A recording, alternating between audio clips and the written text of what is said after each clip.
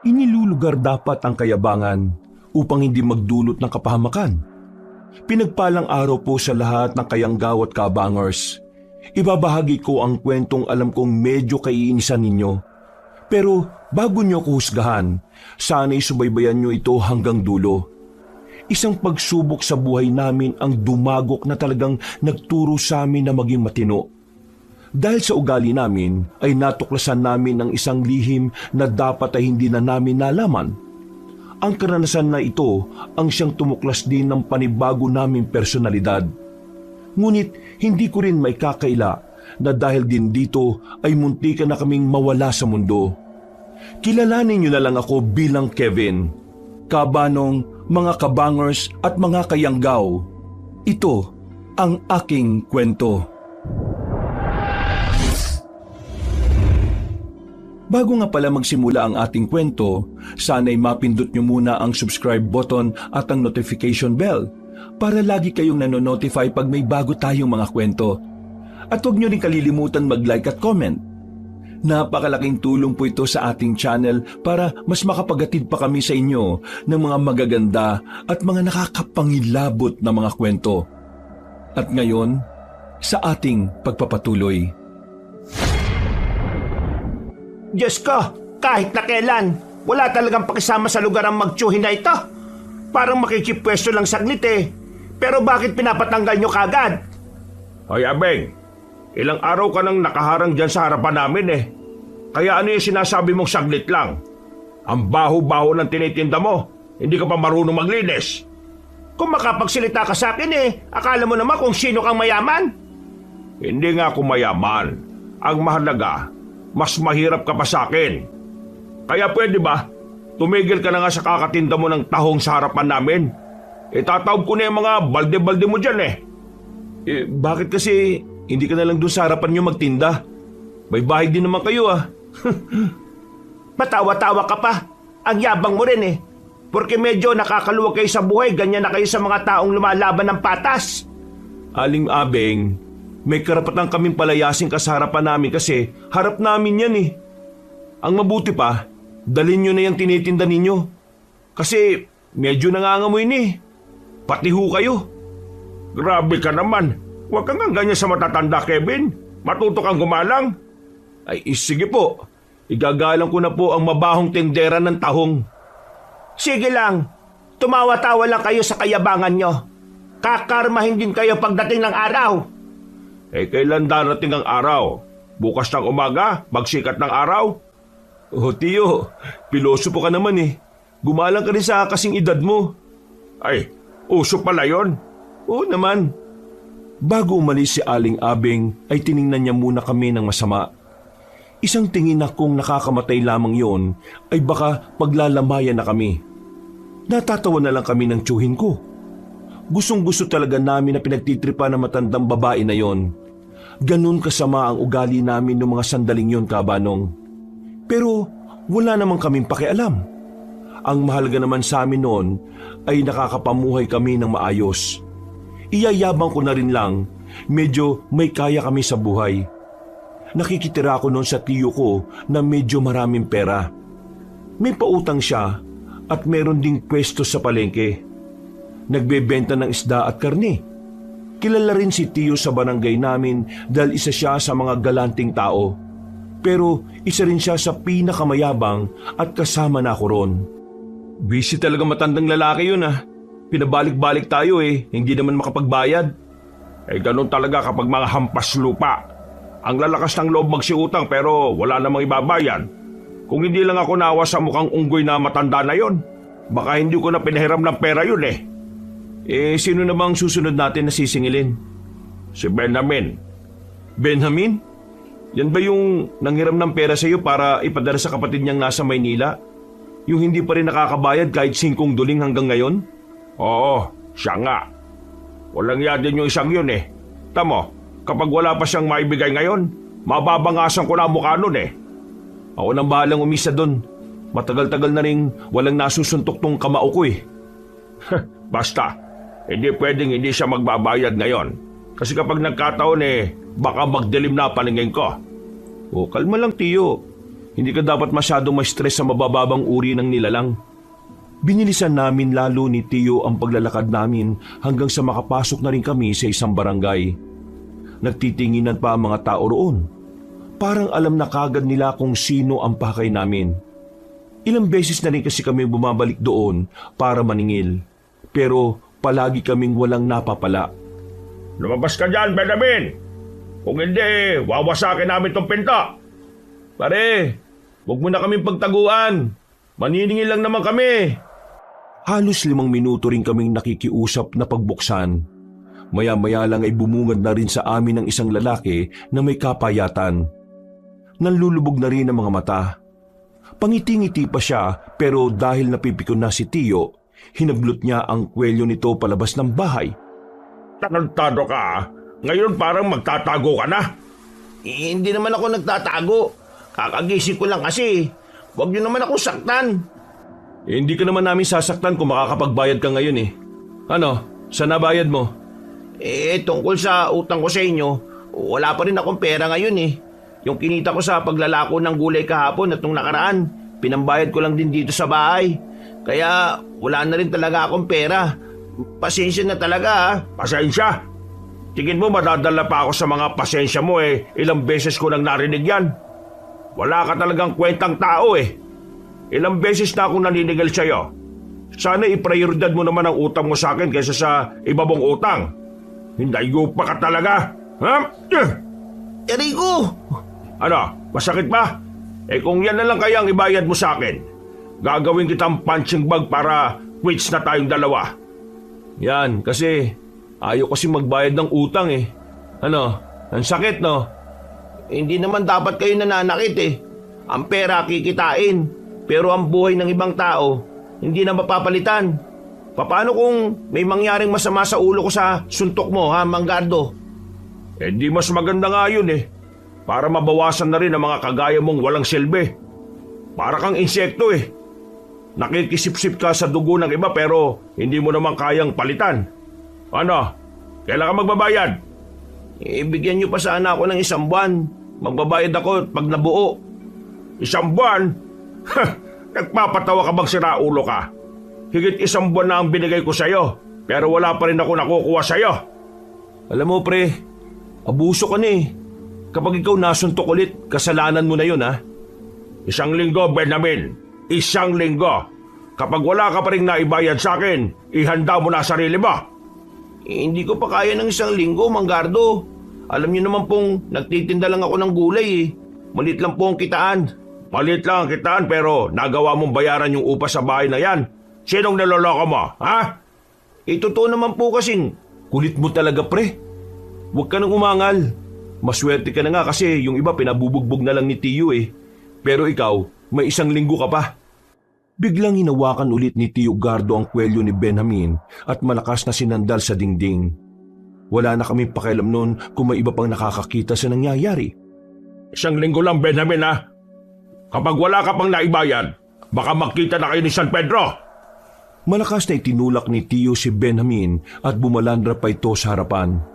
Nakayuko lang siya at hindi makatingin na maayos. Tinawanan ko pa siya bago pa namin tuluyang lisanin ang bahay niya. Habang naglalakad kami, ay mura ng mura si Tio. Sa araw kasi na yon ay wala kaming nasingil. Sa kakamadali namin ang paglalakad, hindi inaasahan na makakabangga namin ng isang lalaki na maraming tato. Matangkad at medyo may kalakihan ng katawan. Tingin pa lang niya sa amin ay alam ko nang papalag siya. Di ba kayo tumitingin sa dinaraanan nyo? Kaya di nyo ako nakita? Kung tumitingin ka lang din naman hindi ka rin naman namin mababangga. Ba't sinasabi mong kasalanan ko? Ikaw ang nagsabi niyan. Teka, hindi kayo taga rito, no? Ano naman? Nabili mo ba ang barangay na ito? Malamang, hindi nyo ako kilala. Artista ka ba para kilalanin namin? Sayang lang ang oras eh. Mukhang papalag kayo no? Bakit? Tingin mo natatakot kami sa tattoo mo? Baka hindi mo na itatanong. Meron akong binaldado dati at pinagbububura ko yung tattoo niya gamit ang suntok ko. Talaga ba? Kailan yan? Yung hindi ka pa matanda? Ba't tarantado to Oo, bikon si tanda oh. Huwag patulan yan, Tiyo. Mukha naman patapon na ang buhay ng isang yan eh. Itatapon nyo rin ang buhay nyo sa susunod na magkakasalubong tayo at ganitong ugali nyo. Kaya kung ako sa inyo, magpakatino na kayo sakaling magkita tayo ulit. Kasi kung hindi, baka sa hukay ang bagsak ninyo. Nakakatawa ka namang magbanta. Para kang bata na sabik bumawi kasi nasuntok sa mukha eh. O siya, alis na kami. Ayokong sayangin ang oras ko sa isang taong mukhang walang magandang plano sa buhay. At parang wala namang mararating kundi kabulukan. Hindi na nakapagsalita pa ang lalaki. Nakatingin lang siya sa amin ng seryoso habang papalayo na kami. Tinawanan ko lang din siya bago kami tuluyang makalabas ng barangay. Pag-uwi namin, hindi masyadong kumikibo si Tiyo. Kapag masama ang araw niya, hinahayaan ko lang din siya talaga na manahimik. Kaya naman, lumabas na muna ako ng bahay namin para makapagpalamig. Habang naglalakad nakita ko si Mina sa bakuran nila. Ang babaeng kababata ko at bukod tanging kinakausap ko sa mga babae sa barangay namin. Siya lang naman kasi ang maganda. Hindi kasi ako nakikipag-usap sa mga pangit. Mina! Oh, napadaan ka? Naglalakad-lakad lang talaga ako. Buti nakita kita. Bakit? Miss mo na kaagad ako? Mismisin mo mukha mo. Sus, kunwari ka pa. Alam ko naman na gwapong-gwapo ka sa akin. Alam mo, kahit na kailan ang yabang-yabang mo. Kaya ang daming naiinis sa'yo Pati sa tiyuhin mo. Ha? Ang daming naiinis? Bakit naman? Kasalanan ko ba na gwapo ako at mapera? Sana man lang kasi matuto kang maging mapagkumbaba. Nakakainis kaya yung mayabang ka? Hindi ako mayabang. Nagsasabi lang naman ako ng katotohanan, Mina. Teka, maiba tayo. Pwede ka ba sa linggo? Hindi. Marami akong gagawin. Ano ba yan? Palagi ka namang hindi pwede. Marami nga akong gagawin Hindi naman ako kagaya mo na laging maraming oras. Hindi ka man lang ba magtatanong kung bakit ko gustong hingin ng linggo mo? Hindi. Hindi naman ako interesado Bakit ka ba ganyan sa akin? Mabait naman ako sa iyo Mabait? Ang yabang-yabang mo nga Hindi na ikaw yung dating Kevin na nakilala ko. Akala mo ba, hindi ko nalaman yung ginawa nyo kay Aling Abing? Nakita ko si Aling Abing kanina sa kanto. Umiiyak dahil sa ginawa ninyo. Ikaw, wala ka bang nanay? Di ba may nanay ka pa na nasa ibang bansa? Isipin mo nga na yung ginawa ninyo kay Aling Abing kapag ginawa sa nanay mo, ayos lang ba yun sa'yo? Wala ka na rin galang Nahawa ka na sa kasamaan ng ugali ng tiyo mo. Mina, ganito kasi yun. Si Aling Abing, ilang beses na siyang sinabihan na huwag tumambay sa harapan namin kasi bumabaho. Pero anong ginagawa niya? Wala. Ayaw niya kaming pakinggan. Hindi naman niya nililinisan kapag umaalis siya. Kahit pa, hindi dapat ganun ang trato niyo sa kanya. Kausapin niyo siya na maayos. Hindi naman basura si Aling Abing Tao siya na marunong makaramdam. Oo na. Sige na, mali na ako. Ano, okay na ba? Kahit naman kailan hindi ka naman tumatanggap ng pagkakamali Kaya baliwala rin yung sinasabi mo. Umalis ka na nga. Ang dami ko pang gagawin Oh, gabi na. May ginagawa ka pa rin? Katulong ka ba sa inyo? Bakit parang ikaw na lang lagi ang gumagawa ng mga... Kasi, hindi naman ako kagaya mo na maraming pera kaya iniuutos na lang sa iba ang mga gawain. O sige na, alis na. Nakakaabala ka sa akin Wala na akong nagawa nun kabanong kundi ang lumabas na lang ng bakuran nila. Kakamot-kamot na lang ako sa ulo. Hindi ko kasi nakala na gaganunin niya ako. Nag-iba ang pakikitungo niya sa akin. At noong mga sandaling yon, hindi ko pa rin alam kung bakit. Para kasi sa akin, walang mali sa ginagawa namin ni Tiyo. Para sa amin, tama lang na pinaalis namin sa harapan si Aling Abing. Makalipas ang ilang araw, hindi na rin ako pinapansin ni Mina. Kahit na anong gawin ko, para na lang akong hangin sa kanya. Medyo nababanas na ako noon kaya hinayaan ko na lang din siya sa buhay niya. Hindi ko na lang din siya kinausap at hindi ko tinanggap ang mga sinasabi niya. Nandito na naman tayo. Mukhang may stress ka na naman yan, Tiyo. Subukan niya lang na hindi magbayad ngayong gabi. Malilinti ka na talaga siya sa akin. Oo, kalma lang Tiyo. Baka mamaya mapatay mo pa yung lokong yun. Mas maganda nga yun para mabawasan ang mga salot. Ilang minutong lakad lang, nakarating na rin kami sa bahay ni Benjamin.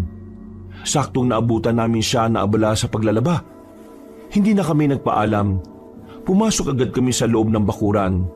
Agad din naman siyang napatayo at sandaling tinigil ang ginagawa niya. Nakalipas na ang 1 linggo. Nasaan ang bayad mo? Sandali lang po. Ano sandali? Paghihintayin mo na naman ako? May siraulo ko ba talaga? Kukunin ko lang po. Magbabayad po ako.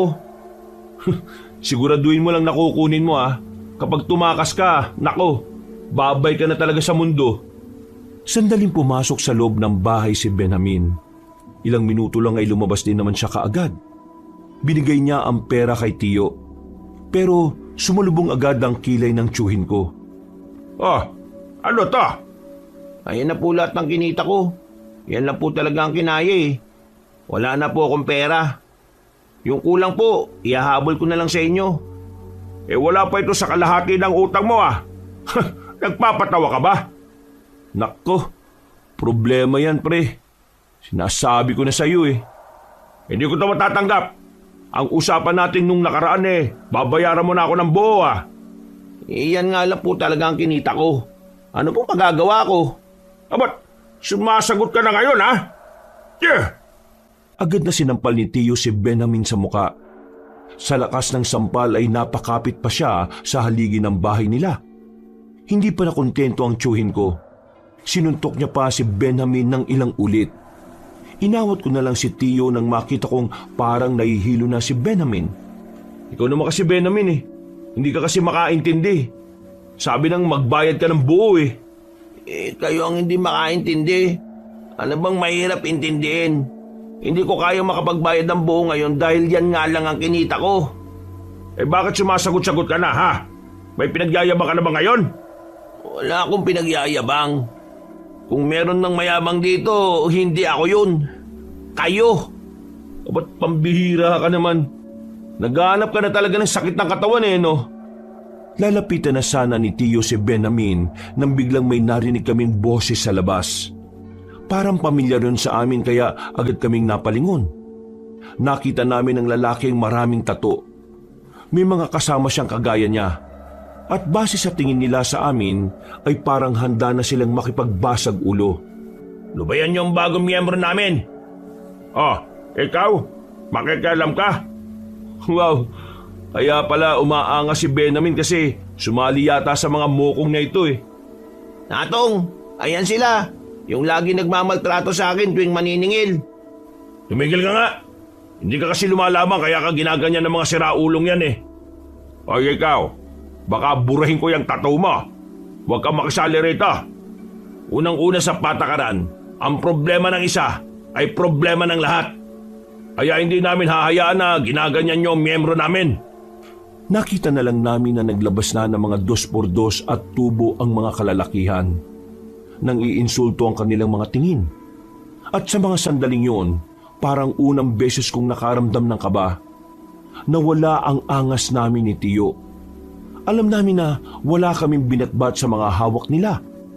Kaya naman, bago pa man mangyari ang masama sa amin, nakaisip na ako ng paraan.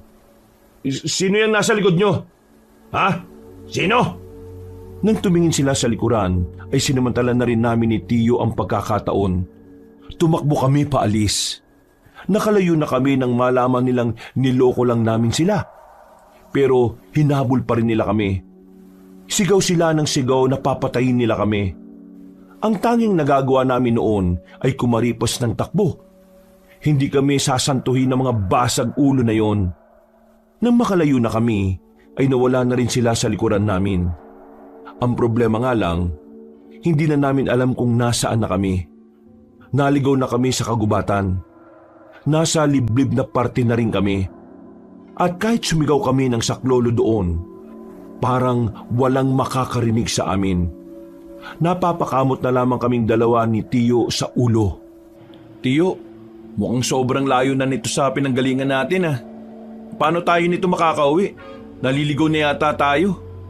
Mas pipiliin ko ng maligaw kaysa mabugbog ng mga siraulong yon. Matatapang lang naman kasi dahil may hawak-hawak silang pamalo eh. Tiyo, kahit wala silang hawak, hindi pa rin tayo uubra dun sa mga yon. Ako lang makakapalag sa kanila eh. Aba, isa ka rin palang siraulo eh no. Ano tingin mo sa akin eh, hindi sila kayang labanan? Ang sinasabi ko lang naman, dihado tayo sa bilang. Hindi naman tayo si FPJ para kayanin sila lahat kahit dalawa lang tayo. Yung Benjamin na yon, may araw din sa akin ang mokong na yun eh. Kapag nakita ko siya sa bayan eh, ipapabugbog ko siyang animal siya. Isa ka na natin isipin yan, Tiyo. Ang isipin natin ngayon, paano tayo makakalis sa gubat na to? Kanina pa tayo naglalakad dito pero parang pabalik-balik lang tayo rito kanina eh. Iniingkanto kaya tayo? Baliktarin mo na lang yung suot mo. Ha? Totoo ba yun? Sundin mo na lang. Tatanong-tanong ka pa eh. Binaliktad ko ang suot kong damit. Sinama ko na rin pati short. Nang ituloy namin ang paglalakad, nakalagpas na rin kami sa malaking puno na kanina pa namin nakikita. Lakad lang kami ng lakad, Kabanong. Hindi na namin namalayan na nakapasok na pala kami sa malaking bakuran. Sa hindi kalayuan, meron kaming natanaw na bahay. Madilim ang bahay na yon. Kung hindi lang dahil sa liwanag ng buwan, ay hindi namin agad yon mapapansin. Lalapit na sana kami sa bahay nang meron kaming mapansin sa kanang banda ng bakuran. May mga karne na parang naiwanan ng kung sinong nagcha-chop-chop doon. Akala namin nung una, pangkaraniwang karne lang yon ng baka o baboy. Pero nang lapitan namin, dito na namin nalaman kung ano yon. Natukoy namin na karne yun ng tao. Nang makita namin ang hita at mga braso na naroon. Pusang gala, Tiyo! Ano to? Tao to ah! Kabalas-malasang pa yata ah. Mukhang serial killer tong napuntahan natin. Umalis na tayo dito, baka mamaya tayo pa gawing baboy nito. Kadiri! Aalis na sana kami sa bakuran na yon, pero bigla na lang may mga dumating. Hinila ko si Tiyo papunta sa gilid at nagtago kami. 7 tao ang dumating, kabilang na ang isang batang lalaki. Sa tono ng kanilang pananalita, para silang nanghihinayang. Tinuruan na kita kung paano humuli, hindi ba? Bakit nakatakas pa rin yung isang yon? Bakit? Hindi ka ba natututo sa mga tinuturo ko sa'yo, ha, Edong? Ginawa ko naman po ang lahat, Lolo eh. Pero sadyang marunong po talaga siyang lumaban. Kamutikan niya pa nga ako mapatay. Pero buti na lang nakagawa po ko ng paraan para hindi mangyari yun. Maniwala po kayo sa akin, Lolo. Ginawa ko po makakaya ko pero hindi pa po sapat ang kaalaman ko eh. Hindi ko tatanggapin ang dahilan mo, Edong. Saan ka natin? Walang mahina. Hindi ako papayag na ganyan ka. Eto, tandaan mo, Edong ha. Hindi ka pwedeng maging ganap na aswang kung ikaw ay isang lalampa-lampa. Naintindihan mo ba? Opo, naintindihan ko po, Lolo. Ituloy nyo na yung pagtatad ng karne. At mamaya darating ang mga bisita ko. Kung sana nakuha mo yung lalaki kanina, di sana mas marami sanang ihahanda mamayang madaling araw. Visit ka talaga oh. Pasensya na po talaga. Ayoko nang marinig ang pasensya mo na yan. Gusto kong bumawi ka sa susunod. Pumasok na lang sa loob ng bahay ang matandang lalaki, Kabanong. Habang kami naman ni Tiyo, nagtitindigan ng mga balihibo namin ng mga sandaling yon. Hindi kami makagalaw nung una.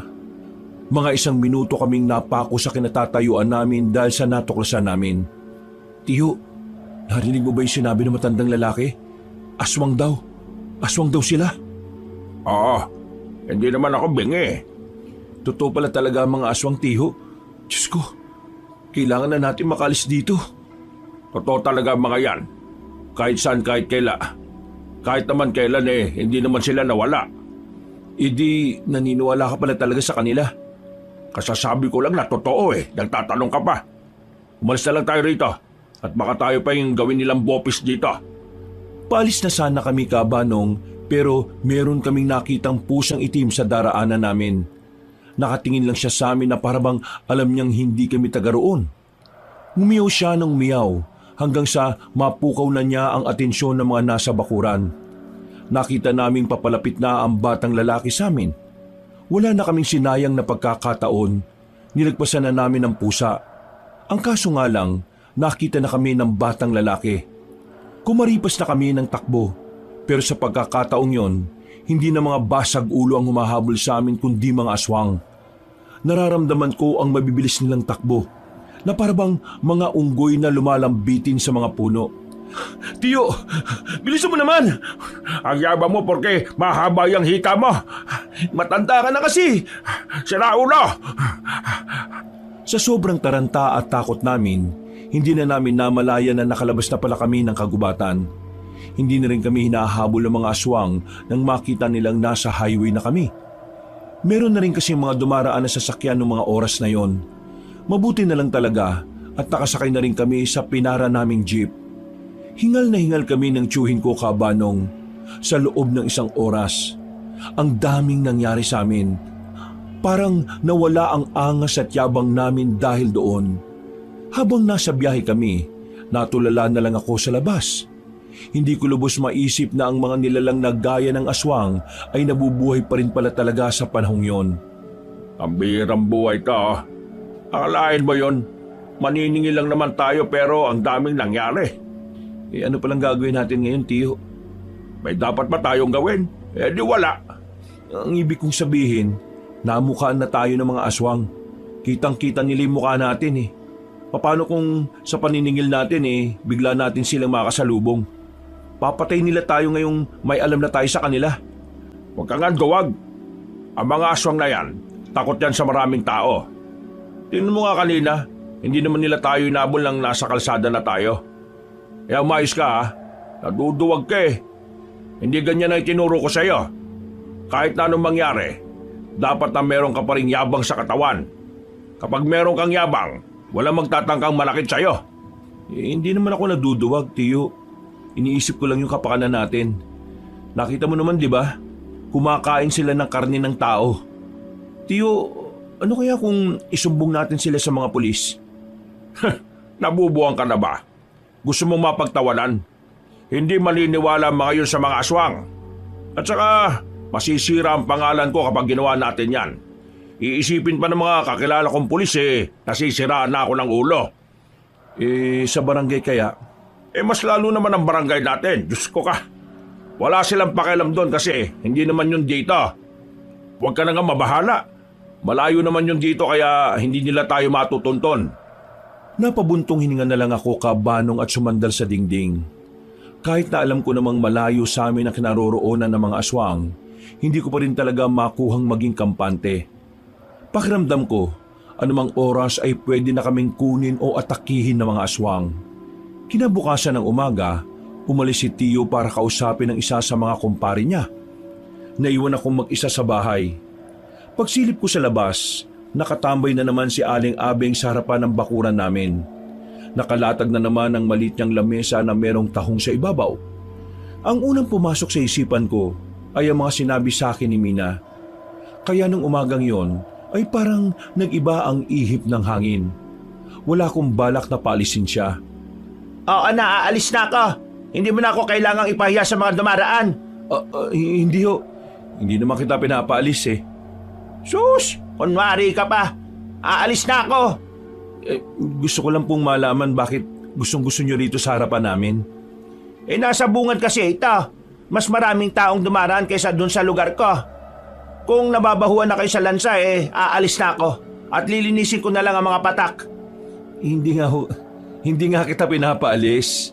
Sige lang, magtinda ka dyan kung gusto mo. Basta lilinisin nyo lang yan pagkatapos ha. Haba, nilalagnat ka ba? Sinong anghel ang nakasapi sa iyo ngayon at bakit parang wala akong nararamdaman na kasamaan sa katauhan mo ngayon? Grabe naman to. Sabihin na lang natin na may nakapagsabi sa akin na hindi naman masama minsan na hayaan ng ibang tao na lumaban ng patas. Kinakabahan ako sa pagiging mabait mo Pakiramdam ko sa susunod na araw may gagawin kang hindi maganda. Wala.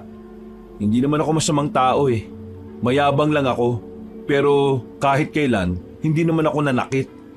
Meron lang akong gustong itanong sa inyo, Aling Bebang. Sana sagutin mo ng matino. Dahil mabait ka sa akin ngayon, sige, ano bang itatanong mo sa akin? Naniniwala ba kayong may mga aswang dito sa probinsya natin? Nakita ko ang pagbabago ng reaksyon ng mukha ni Aling Abeng Kabanong nang marinig niya ang sinabi ko. Tumingin-tingin siya sa paligid. Parang sinisiguro niyang walang makakarinig sa pinag-uusapan namin. Dahil sa ikinilos niya, ay nakaramdam ako ng kaba. Namawis bigla ang palad ko. Bakit to, Aling Abeng? Hindi mo dapat binabanggit ang aswang ng basta-basta. Mapapahamak ka. Ibig sabihin, Oo, naniniwala ako. Hindi lang basta naniniwala. Meron din akong nalalaman. meron ka rin nalalaman? Ano ho yun? Sandali. Bakit pa bigla ka na lang nagtanong sa akin ng tungkol sa aswang? Huwag mong sabihin nakita mo rin sila. Huwag na lang ho kayo maingay. Pero oo, nakita ko sila. Kaming dalawa ni Tiyo. Nakita namin sila sa gubat. May kinakarni nga silang tao Hinabol nila kami pero buti na lang at meron kaming lakas ng loob para tumakbo. Nakita ba nila ang mga mukha ninyo? Oo nakita nila. Nakto, magtago na kayo. Hindi naligtas ang buhay ninyo. Hindi na kami ligtas? Bakit? Lahat ng taong nakakakita sa kanila ay dinudukot nila. Hindi nila gustong alam ng mga tao na totoong nabubuhay pa sila. Malakas ang kutob ko na nagtatago sila dahil meron silang binabalak na kasamaan. Mukhang ang dami niyong alam Pwede bang sabihin ninyo? Hindi na tamang pinag-uusapan natin ito sa labas. O sige na, aalis na ako. Mamaya lilinisin ko na lang ang mga tulo ng tubig dito sa harapan ninyo. Sige na. Teka lang, sandali. Hindi na ako nilingon ni Aling Abeng. Diretso lang siya sa paglalakad. Sinubukan ko siyang habulin, pero mabilis siyang naglakad kaya hinayaan ko na lang. Bakit kaya takot na takot yun? Hoy, ano na naman ginawa mo kay Aling Abeng? Pinalayas mo na naman ba siya sa pwesto niya? Ilang araw mo akong hindi pinansin tapos pagbibintangan mo lang ako. Malamang gawain mo yun Wala akong sinabing masama sa kanya. Siya ang kusang umalis. Meron lang kaming pinag-usapan. Sus, dahilan. Kulit mo. Wala nga akong sinabing masama sa kanya. Nag-usap lang naman kami tungkol sa aswang Tungkol sa ano? Wala. Sabi ko, maganda ka, bingi ka nga lang. Hindi ko na hinintay pang makapagsalita siya. Inalisan ko na kaagad siya at bumalik na lang ako sa bahay. Buong maghapon na naglaro sa isipan ko ang mga sinabi ni Aling Abeng. Kaya nang bandang 5:00 na ng hapon, naisipan ko siyang puntahan sa kanila. Ang kaso nga lang, sabi ng mga kamag-anak niya ay umalis daw nung tanghali si Aling Abeng. Ayon pa sa kanila, nagmamadali daw yun na parabang merong hinahabol na oras. Kumusta naman ang maghapon mo rito? Ayos naman, Tiyo. Hindi din naman ako ganong lumabas Wala naman bang umaali-aligid sa'yo dito? Wala naman ho. Pero teka, akala ko ba wala tayong dapat na ikabahala? Nakausap ko kasi kanina yung kakilala ko. Hindi raw dapat nating malitin ang mga aswang. Kaya naman, Ano yan, Tiyo? ngayon ka lang ba nakakita ng baril? Ang ibig ko sabihin, baka naman mahuli tayo ng pulis dahil dyan. May lisensya ba yan? Pulis ang nagbenta nito sa akin, kaya wala tayong problema. Lisensya. Pauso lang ng mga buang yan. Kapag may pera ka, pwede kang gumamit ng baril kahit na anong oras. Tingnan lang natin yung mga aswang na yan kapag lumapit yan sa atin. Kahit na alam kong iligal ang pagkakaroon ni Tio Gardo ng sariling baril, may parte ng utak ko na nakakampante dahil meron kaming proteksyon. Lumipas sa mga araw, himalang hindi na nagtitinda si Aling Abeng ng tahong. Medyo napapaisip na rin ako kung anong nangyari sa kanya. Kung ano-ano na lang ang tumatakbo sa utak ko. Kagaya na lang na baka biniktima na siya ng aswang dahil meron siyang nalalaman. Hoy, Ay putik! ano ka ba? Magugulitin ka na pala ngayon. Ginulat mo ako, malamang magugulat ako. Teka, ano mong ginagawa mo rito sa bayan? Hindi ba halata? Namili ng mga ipanghahanda sa paparating na piyesta sa atin. Ako naman meron lang akong sinisingil. Yung sinabi mo ng nakaraan, yung tungkol sa aswang. Oh, narinig mo naman pala naniniwala ako na totoo sila. Uy, hinaan mo boses mo. Teka, ibig sabihin nakita mo rin sila? Nakakita na ako ng aswang pero sa ibang probinsya. Bata pa ako noon. Yung aswang dito sa probinsya natin, nakita mo na? Ha? Meron ba? Meron. Pero huwag ka nalang maingay na sinabi ko sa'yo. Sinimulan kong ikwento sa kanya ang tungkol sa mga naranasan namin ng tiyuhin ko. Buti na lang ay nasa lugar kami na walang gaanong tao. Pinakinggan naman niya ang mga sinabi ko, pero hindi siya kumbinsido na sa akin ang galing ng kwentong yon. Bakit parang ayaw mong maniwala sa akin? Mukha ba akong gumagawa ng kwento? Hindi naman hindi ako naniniwala sa kwento mo. Nagdududa lang ako na ikaw yung nagkwento sa akin yan. Ikaw na mayabang na walang ibang pinaniniwalaan kundi ang salita ng tiyuhin.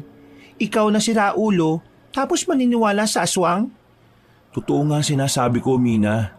Ganon din ang kinuwento ko kay Aling Abeng. Nako, iba na sigurong paraan mo para mantrip ng tao, no? Hindi na pagiging matapobre yan, ha? Pagiging mapanlin lang na. Mas malala. Ay nako, bahala ka na sa buhay mo kung ayaw mong maniwala. Basta ako, nagsasabi lang naman ako ng totoo. Nauna nang naglakad si Mina at sinundan ko naman siya. Paparating na kami sa sakayan ng jeep nang biglang may mapansin akong sumusunod sa akin. Pasimple akong tumingin. Nakita kong dalawang lalaking nakaitim. Mabilis ang lakad nila kaya binilisan ko na rin ang lakad ko. Hinila ko na rin si Mina para maisabay ko siya sa pag-alis. Pagdating namin sa terminal, walang bakanting sasakyan. Nakipagsiksikan kami sa mga tao.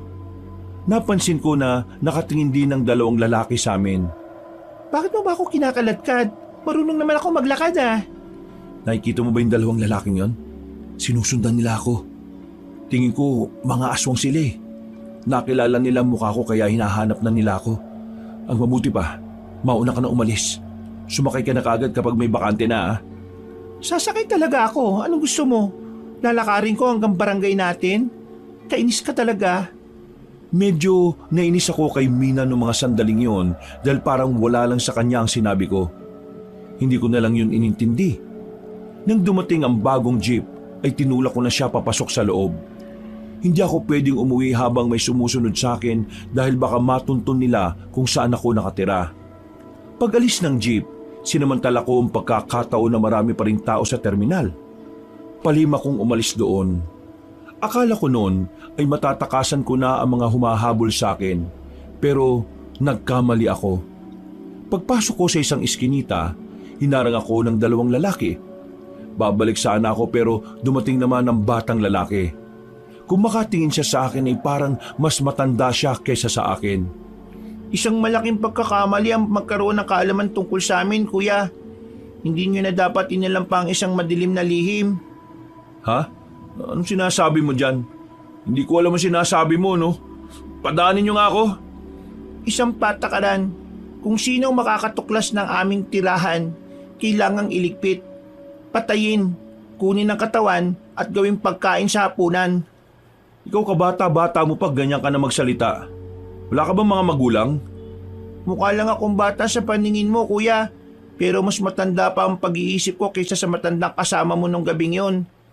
Sige, subukan mong lumapit. Masasapo kita kahit na bata ka. Hindi mo na mapipigilan ang pamamaala mo dito sa mundo, kuya. Ianda mo ng sarili mo. Kasi, Biglang nataranta ang mga aswang dahil sa magkakasunod na putok ng baril. Nagpulasa ng mga yon. Agad na rin silang umalis nang dumating naman ang grupo ng kalalakihan. Pagtingin ko sa kanila ay nakilala ko ang dalawa roon. Si Benjamin at ang lalaking maraming tattoo sa katawan. Kayo? Oo, kami nga. Bakit? Papalag ka ba? Teka sandali. Pag-usapan muna natin to. bakit parang maamong tuba ka ngayon, ha, Kevin? Nung nakaraan sinasaktan nyo kami ng tiyuhin mo, ha? Bakit naman ako papalag sa inyo? Marami kayo. Isa pa. Huwag ka nang dumaldal. Kunin niyo yan. Tuturuan natin yan ng leksyon dahil sa ginawa niya kay Benjamin. Pero, paano yung aswang, boss? Hindi na natin maabutan ng mga yun. Pero siguradong patay naman na yung isa ron. Dahil tinamaan ko ng maraming bala. Uy, saan nyo ko dadalin? Kidnapping to, ah. Huwag ka na maingay kung gusto mo pang makarating ng buhay sa pupuntahan natin. Anong gagawin niyo sa akin? Uy, Benjamin, pigilan mo nga sila. Hindi ako pwedeng makialam sa desisyon ni boss. Paparusahan ka lang naman eh. Hindi ka naman papatayin. Ha? Paparusahan? Lang? Alam mo naman kung anong pagpaparusang gagawin nila eh. Sabi ng manahimik eh. Nawalan ako ng malay nang maramdaman kong may pinalo silang matigas na bagay sa bato ko. Nang magising ako, ay nakatali na ako sa upuan. Nasa loob na ako ng tinuturing nilang hideout. Nakapalibot sila sa akin at parabang handa na nila akong bugbugin at pahirapan. Kabadong-kabado ako noon ng mga sandaling yon. Kahit hindi ako pala simba, bigla akong natutong magdasal. Parang awa niyo na. Huwag niyo akong papatayin. Sinong nagsabi na papatayin ka namin? Mabubuhay ka. Pero siyempre, mararanasan mo munang maghirap. Benjamin, alam kong hindi ka kagaya nila. Matitis mo bang makita ang gagawin nila sa akin? Matagal na panahon na ako nagtitimpi sa mga taong nangaambuso sa akin. Matagal na panahon na ako naging mabuting tao sa lahat. Kahit sa mga taong hindi ako ginagalang. Kaya ngayon, yung konsensya na meron dapat ako ngayon, matagal na akong tinakasan. Mukhang masarap tong kadena na ilatay sa katawan mo no? Pero hindi natin malalaman kung masarap nga ba kung hindi natin susubukan. Ano? Handa ka na ba, boy? Teka, sandali. Yung mga aswang. Ha? Alam nyo rin yung tungkol sa mga aswang. Hinahanap nyo ba sila? Bakit nyo sila tinutugis? Nagkatinginan sila dahil sa sinabi ko. Nagtataka at parang bigla silang naging interesado sa nalalaman ko. Kaya naman, ibinaba na muna ng lalaking si Atong ang hawak-hawak niyang kadena. Umupo siya sa harapan ko at tumingin ng masama sa akin. Bakit? Anong nalalaman mo sa mga lintik na nilalang na yon? Kung pakakawalan niyo ako dito, ituturo ko kung nasaan sila nagkukuta. Basta, huwag niyo lang ako saktan at pakawalan niyo na ako dito. Anong tingin mo sa akin, tanga? Paano nga ako makakasiguro kung totoong alam mo nga kung nasaan sila? Lumang style na yan, boy! Style mo, bulok! Kung talaga nagdududa kayo, sasamahan ko pa kayo papunta sa lugar nila. Sasamahan mo kami? Sigurado ka ba talaga sa sinasabi mo? Kung yun ang tanging paraan para maniwala kayo, di sige. Paano mo nalaman ang kuta nila? Ha? Paano? Nung gabing tinakbuhan namin kayo, napadpad kami sa gubat. Kakatakbo namin. Hindi na namin namalayan na nakarating na kami sa isang malawak na bakuran. At sa bakuran na yon, naroon ang mga aswang. Hinabol nga nila kami nang malaman nilang naroon kami. Mabuti na lang kahit papano, swerte kami ni Tiyo. Nakatakas kami at nakarating kami ng kalsada. Tapos, nakasakay na kami pa uwi. Kayo, bakit nyo sila hinahanap? Anong nagawa nila sa inyo? Ituturo mo sa amin kung nasan sila. Sasamahan mo kami. Kapag sinubukan mong gumawa ng kahit anong kalokohan, todas ka! Pansamantala nila kung pinakawalan ka, Banong. Pero nasa loob pa rin ako ng hideout nila. Nakabantay sa akin si Benjamin. Habang abala ang iba sa labas, sinamantala ko ang pagkakataon para malaman ang dahilan kung bakit tinutugis nila ang mga aswang. Benjamin, dun sa mga nangyari, pasensya na. Alam ko, mali yung ganun eh. Pero ginawa pa rin namin. Nakilala ko si Mang Gardo noon kasi naging isa ako sa trabador niya. Noon pa man, alam ko nang ganun ang ugali niya. Pero ikaw, alam kong naimpluwensyahan ka lang ng kayabangan ng tiyuhin mo eh. Sana lang magbago ka na. Kasi kung hindi, magiging kagaya ka ng tiyuhin mo. Masama ang ugali, walang konsiderasyon, nananakit, at higit sa lahat, mata pobre. Pasensya na ulit. Susubukan ko magbago. Huwag mo subukan. Gawin mo. Oo naman. Siya nga pala. Ano bang meron? Bakit hinahanap niyo yung mga aswang? Yung kapatid ni boss sa labas, pinatay na mga aswang nitong nakaraan. Magkakasama kami nun sa gubat kaya alam naming totoo talaga ang mga kagaya nila. Kaya itong si boss, nakatuon ang atensyon niya kung paano siya makakaganti sa mga nilalang na yon. Nakakagulat nga yung mga pangyayari. Naghahanap lang kami ng mga igagatong para sa pagpapakulo ng baboy. Pero dinali yung kapatid niya. Ang bata pa nun 17 lang. Kaya pala ganun na lang yung kagustuhan niyang mahanap yung hideout ng mga aswang. Pero alam mo ba talaga kung nasaan ang mga aswang? O baka sinabi mo lang yun para hindi ka pahirapan? Totoo. Alam ko yung hideout ng mga aswang. Ituturo ko sa inyo ngayon din. Siguraduhin mo lang ha. Ayaw na ayaw ng pinuno namin na ginagago siya. Maya-maya pa, bumalik si Atong. Isinama na nila ako palabas ng lungga. May mga dala ng baril ang karamihan sa kanila. Kahit na alam kong delikado, wala akong pagdadalawang isip na samahan sila sa kung saan man ang mga aswang. Yun na lang din kasi ang natitirang paraan para hindi nila ako saktan. Sinimulan namin ang paglalakad sa gubat. Natandaan ko ang mga nadaanan namin ni Tiyo. Lalong-lalo na ang malaking puno. Sa halos isang oras na paglalakad, nasa kalagitnaan pa lang kami ng kagubatan. Hoy, boy! Malayo pa ba? O baka naman niloloko mo lang ako ha? Tingin mo talaga kung lolokohin ko kayo, isasama pa ako rito. Pwede naman akong tumakbo na lang kanina pero hindi ko ginawa. Hindi mo ginawa kasi mamamatay ka sa bala ng baril. Basta manahimik na muna kayo. Maya-maya lang may tuturo ko na rin sa inyo. Siguraduhin mo lang, boy. Hindi ako magdadalawang isip na ibaong ka sa lupa kapag nalaman kong pinagkiltripan mo lang kami. Binilisan na lang namin ang paglalakad. Makalipas lang ang 10 minuto, natanaw na rin namin ang malawak na bakuran. May ilaw din sa bahay na naroon kaya malakas ang hinala ko na naroon lahat ng aswang. Diyan mismo yung bakuran na yan. Nakita namin yung mga aswang. At dito mismo sa kinatatayuan namin nagtago kami. Pero nakita kami ng bata. Kung nakikita nyo naman yung bandang yon, diyan nila tinatatad lahat ng karne ng tao na nakukuha nila. Sa madaling sabi, kinakatay nila ang mga tao para gawin nilang pagkain. Sige, tara na. Teka sandali, huwag kayong padalos-dalos. Alamin nyo muna kung kakayanin nyo sila. Hindi basta-basta ang mga aswang, huwag nyo silang mamaliitin. Kung natatakot ka, huwag ka nang sumama. Umuwi ka na at magsumbong ka sa mama mo. Mayabang ka, di ba?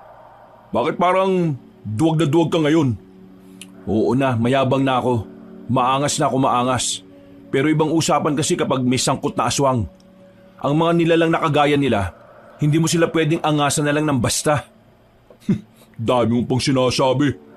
Mga kasama, tara. Ngayong gabi, igaganti natin ang kapatid ko. Wala tayong ititirang kahit na isang aswang. Hindi sila nagpapigil sa akin. Nanatili lang ako sa kinatatayuan ko. Hinayaan ko silang lumapit sa bahay. Nakakaramdam ako ng kaba para sa kanila. Kahit na hindi ko naman talaga sila mga kaibigan, may parte ng pagkatao ko na nababahala para sa kanilang kaligtasan. Lumapit sila sa bahay. Nang may lumabas mula roon, agad na umalingaw-ngaw ang putukan ng baril. Bulagta ang isang aswang. Nabulabog naman ang iba. Kanya-kanyang lumabas sa bahay. Hindi ko na napigilan ng sarili ko na hindi lumapit. Gumilid ako sa bayabasan. Mas malapitan kong natutunghayan ang mga nangyayari. Pagbabayaran yung ginawa niyo sa kapatid ko! Uubusin namin kayo! Pinagbababaril nila ulit ang mga aswang. Isa-isang bumagsak ang mga yun sa lupa. Pero wala roon ang batang aswang na nakausap ko. Bagay na nagdulot sa akin ng takot at kilabot. Boss, patay na silang lahat. Wala na, patay na. Yung batang aswang, kasama ba sa mga napatay natin? Wala boss di namin siya nakita. Sige, libutin ang area na to. Siguradong nandito lang yan. Hinanap nila ang bata pero hindi nila yun nakita. Palagay ko, nakaramdam ang batang aswang na darating kami. Pero hindi pa rin nawala ng pag-asa si Atong na muling babalik ang batang yon. Lumapit sila sa akin at sinamahan ako sa pagtatago. Halos 1 oras din kaming nagsiksikan sa malamok at masikip na bayabasan. Boss, mukhang hindi na babalik yung hinihintay natin. Kanina pa tayo dito Palagay ko kailangan na nating umalis. Baka nakapagsumbong na yun sa lolo niya. Ibig mo sabihin, hindi lang sila ang aswang? Oo, narinig ko nitong nakaraan na meron silang mga bisita. Sa palagay ko mga aswang din. Marami sila. Hindi lang natin nakikita yung iba. Kaya kung ako lang ang masusunod, aalis na tayo rito. Hindi ako papayag. Kitang-kita ko na yung batang yun ang humila sa kapatid ko bago siya pinatay Kaya humanda sa akin yung aswang na yun. Boss, ayan na siya. Nakita namin na nilapitan ng batang aswang ang mga kasamahan nitong nakabulagta sa labas ng bahay nila. Naririnig namin ang angil ng bata na tila galit na galit. Si Atong naman, palihim niyang itinutok ang baril kung nasaan ang batang aswang. Pagharap ng bata sa amin, agad na kinalabit ni Atong ang gatilyo. Bagsak agad ang batang aswang ng tama nito sa balikat. Mabilis kaming lumabas sa lungga namin at saka pinalibutan ng bata. Kayo pala ang may kagagawa ng lahat ng ito. Akala nyo ba'y makakatakas kayo sa ginawa nyo? Hindi! Hahanapin kayo ni Lolo Paeng. Ituro mo na lang sa akin kung nasaan yung matandang paing na yan. Para naman matuwa ako sa'yo. Hindi ko na kailangan pang ituro kasi siya na mismo ang hahanap sa inyo. Sige, ayaw mo ha. Pagtutok ni Atong ng baril ay agad na akong tumalikod.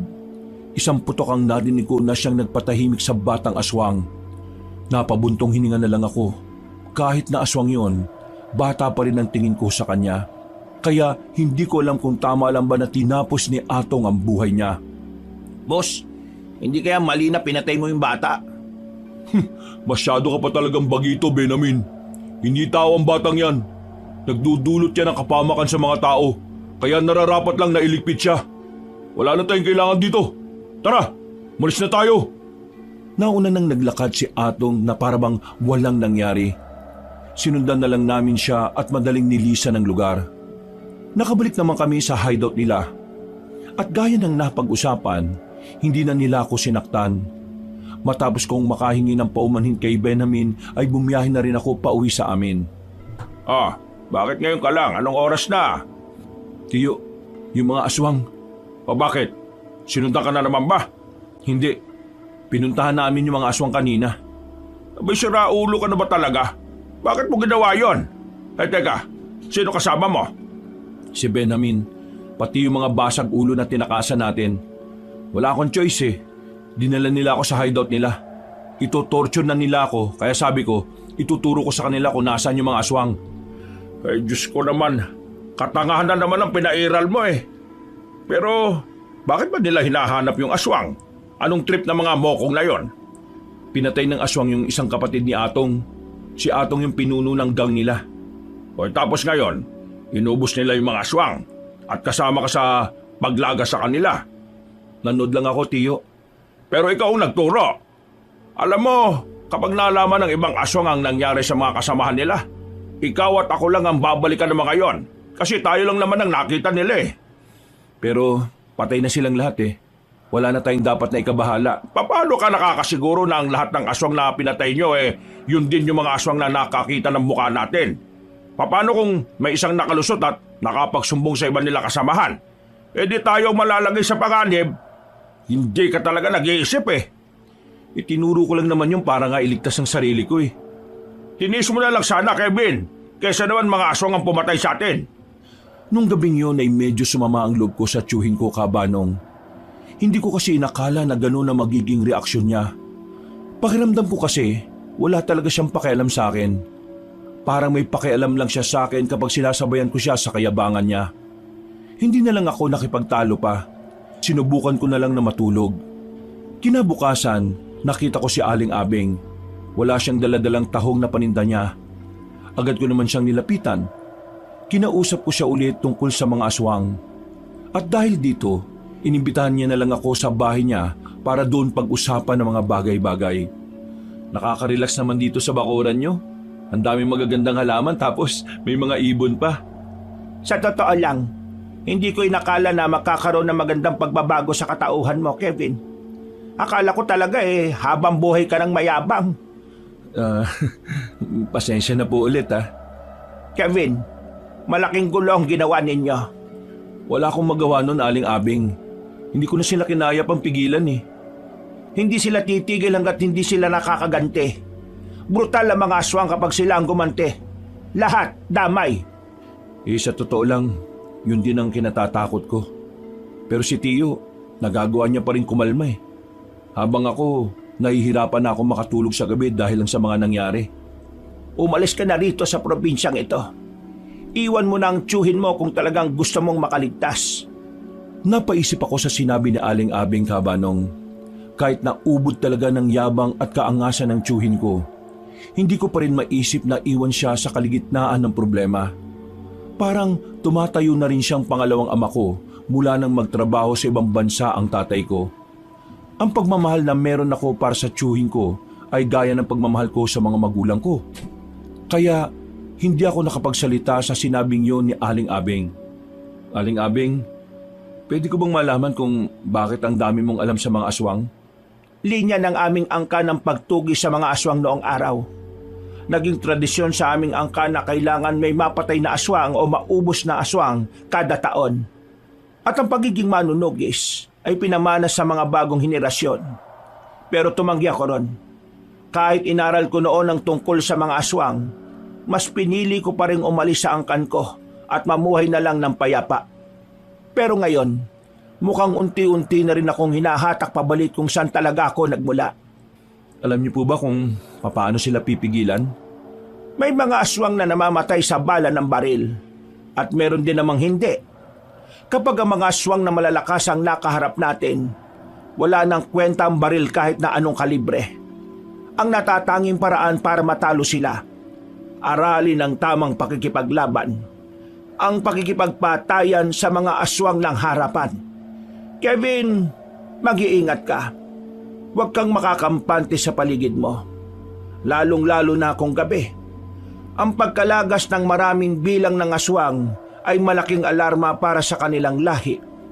Kaya, asahan mong malala rin ang magiging kapalit nito. Kung lahi ng manunugis ang angkan nyo, baka may alam kang marunong magturo kung paano labanan ng mga aswang. Gusto ko matuto para protektahan ang sarili ko eh. Kaya kitang turuan, pero hindi sapat na ikaw lang, Kevin. Kailangan natin ng bilang para protektahan ang mga sarili natin, para pigilan ang masasamang balak nila sa sangkatauhan. Napatango na lang ako sa sinabi niyang iyong kabanong. Hanggang sa makauwi na ako sa amin ay iniisip ko pa rin ang napag-usapan namin. Dakong 10:00 ng tanghali, isang ideya ang pumasok sa utak ko. Hindi ko rin alam kung bakit gano'n na lang ang interes ko na kalabanin ng mga aswang. Na kung tutuusin, pwede namang hindi na lang ako makialam at manahimik na lang. Inyo na husokli, Manong. Salamat ah. Kumaway pa sa akin ang matandang driver nang paandarin na rin niya ang tricycle. Nasa harapan ako noon ng bahay ni Benjamin. Wala siya sa bakuran niya kaya dumiretso na ako sa loob. Sisilip sana ako sa loob ng bahay pero saktong lumabas siya, dala ang isang planggana. Oh, bakit nandito ka? Kung nandito ka kasi nakokonsensya ka sa mga ginawa mo sa akin nung nakaraan hindi na kailangan. Napatawad na kita. Basta wag niyo na lang akong guguluhin ha. Magbabayad naman ako kapag may pera ako eh. Hindi yun ang pinunta ko dito. Wala na akong pakialam sa utang mo sa tiyuhin ko. Narito ako para pag-usapan yung tungkol sa mga aswang. Hoy, bakit? Ano na naman ba yan? Nasa panganib ang mga buhay natin. Gaganti sila. Kaya dapat natin paghandaan yon. Nakahanda naman kami. Sa katunayan, bibigyan nga rin ako ni bossing ng sarili kong baril. Hindi uubra ang baril. Base sa kakilala ko na may alam sa mga aswang, may mga aswang daw na hindi tinatabla ng bala. Parang kalokohan naman yata yan. Ano sila? Si Superman? Naniniwala ako sa sinasabi na kakilala ko kasi may lahing manunugis yon. Yung angkan nila, dating pumapatay ng mga aswang. Kaya alam kong may alam talaga siya. Ano ba talaga gusto mong sabihin? Pwede tayong magpaturo sa matandang yon kung paano lalabanan ng mga aswang gamit ang sandata na makakapatay sa kanila. Sigurado ka ba dyan? Oo, sigurado ko. Mukha ba ako nagtitrip? Laki ng pinagbago mo ah. Dati napakayabang mo. Ngayon, aswang lang ang pinagkakaabalahan mo. Hindi ako nakikipagbiruan, Benjamin. Hindi ka ba nababahala na isa kasama matay kapag binalikan nila tayo? May kapatid ka sa Maynila na nag-aaral, di ba? Kapag namatay ka, sino na lang magtataguyod sa kanya? Isipin mo nang mabuti. Kaya nga itong ginagawa ko eh. Sinusubukan kong isama ka sa plano na naiisip ko. Kailangan meron tayong alam, Benjamin. Kung wala rin tayong magagawa para ipagtanggol ang sarili natin. Sandaling napaisip si Benjamin. Tumingin siya sa malayo na parabang malalim ang iniisip. Maya-maya lang, pumayag na rin siya sa gusto kong mangyari. Pinaliwanag ko sa kanyang lahat ang gagawin namin. Naintindihan naman niya at sumang-ayon siya roon. Kaya naman, wala na kaming sinayang na sandali. Pinuntahan agad namin si Atong sa hideout nila. Sinabi namin sa kanya ang plano namin. Pero sa kasamaang palad, hindi pumayag si Atong. At talagang iniisip mo na susunod ako sa'yo? Bakit? Sino ka ba? Hindi ko naman sinasabing papasunurin kita. Ang gusto ko, ikaw ang maging leader ng magiging grupo natin laban sa mga aswang. Ang pinupunto ko lang, kailangan natin ng dagdag kaalaman para matalo ang mga aswang na yon. Marami sila. Yung mga napatay nyo, wala pa yun sa kalahati ng kalahati. Kung matuturuan tayo, magkakaroon pa tayo ng ibang paraan para talunin sila bukod sa paggamit ng baril. Bossing, alam kong nababanas ka sa mukha ni Kevin, pero may punto siya. Magandang paghahanda ang sinasabi niya. Kasi sa ginawa nating paglagas dun sa mga aswang, malamang sa malamang, pinaghahanap na nila tayo. Wala tayong ideya kung anong klaseng aswang sila, kung gaano sila kabangis at kung ano yung mga kaya nilang gawin. Nagawa nating talunin ng mga aswang na inabutan natin sa bahay na yon. Ibig sabihin, magagawa rin nating talunin ng iba. Kaya wala tayong dapat ikabahala. Hindi pare-pareho mga aswang. Yung mga natalo nyo, mabababang uri lang sila. Wala pa rin yung mga aswang na talagang masasabi nating delikado at mapanganib. Ayoko pa rin. Kaya umuwi ka na. Wala kang mapapala rito. Ibang grupo na lang ang utuin mo. Hindi naman to para sa akin lang eh. Para to sa ating lahat. At kailan ka ba nagkaroon ng concern sa ibang tao? Sabi ni Benjamin sa akin, ubod ka ng yabang eh. At bakit ka pala concern? Kadugo ka ba namin? Isa ka ba sa amin? Hindi ka naman namin kaano-ano ah. Kaya umalis ka na bago pa kita itupi sa 8. Pinalabas na nila ako sa hideout nila. Bagsak ang balikat ko kabanong dahil wala man lang nangyari sa lahat ng ginawa ko. Hinatid na lang ako ni Benjamin sa labas. Kahit siya ay dismayado rin sa naging resulta ng pakikipag-usap namin kay Atong. Wala tayong magagawa. Yun ang naging desisyon niya eh. Basta, sabihan mo ako kaagad kapag nagbago ang isip niya. Itong cellphone number ko. Tawagan mo ako kaagad Uwi na lang muna ako. O sige, mag-ingat ka. Nakakaisang hakbang pa lang ako nang makarinig kami ng sunod-sunod na putok na nanggagaling sa loob ng hideout. Nataranta kami at naalarma. Papasok sana kami ni Benjamin pero nakita namin sa bubungan ng mga aswang na naroon. Mabilis kong hinila si Benjamin sa gilid para makapagtago. Nagsisimula na sila.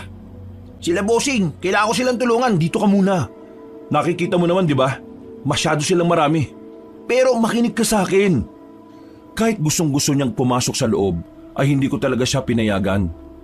Tumagal ng halos 5 minuto ang nangyayaring gulo. Maya-maya pa, umalis na rin ang mga aswang. Sugatan ng ilan sa miyembro ng kanilang samahan. Pero si Atong naman ay nanatiling walang galos. Sa nangyaring yun, walang nagawa si Atong kundi ang pumayag na lang sa aluko sa kanila. Nilisan namin ang hideout nila at nagtungo kami sa bahay ni Aling Abeng. Tulala si Atong noon. Hindi siya makapaniwala na kahit hindi ba kumakagat ang dilim ay inatake sila ng mga aswang. At wala ring nangyari sa mga dekalibre nilang baril. Samantala, kinabigla ni Aling Abing ang pagdating namin sa bakuran niya. Nagtataka rin ang ibang tao na nakakakita dahil ang dami namin. Aling Abing, eto na po sila. Hindi mo naman ako sinabihan na ngayon kayo darating. Biglaan din eh. Inatake kasi sila ng mga aswang kanina. Sila yung mga pumatay sa mga aswang na nakita namin sa gubat. Totoo bang matutulungan mo kaming kalabanin ng mga nilalang na yun? Kung hahayaan niyo akong tulungan kayo, gagawin ko ang makakaya ko para magkaroon kayo ng kaalaman. Nagkatingin ng kaming tatlo ng mga sandaling yon, Kabanong. Sa puntong yon ay parabang sa mga tinginan namin ay nagkakasundo na kami. Ang araw na yon ang unang araw na sinimulan kagad namin ang pagkatuto mula kay Aling Abeng. May mga pinabasa siya sa aming libro. Mga bagay tungkol sa mga aswang. Sa mga sumunod naman na araw, tinuruan na niya kami kung papaano hinaharap ang aswang gamit lang ang itak. Makalipas lang ang 2 linggo, kahit papaano ay alam na namin kung papaano kakalabanin ang mga nilalang na yon. Sinasabi niyo na hindi nga tinatablan ng balang ibang aswang tapos ngayon, itak ang gagamitin namin para kalabanin sila. Pasensya na nalalabuan kasi ako Siguro nga isang pangkaraniwang sandata lang ang itak. Pero para maging espesyal ito, may kailangan pa akong gawin. Bukas, ikuha niyo ako ng 1 kilong bawang at asin. Pakuluan natin sila at ibababad natin doon ng mga sandata natin.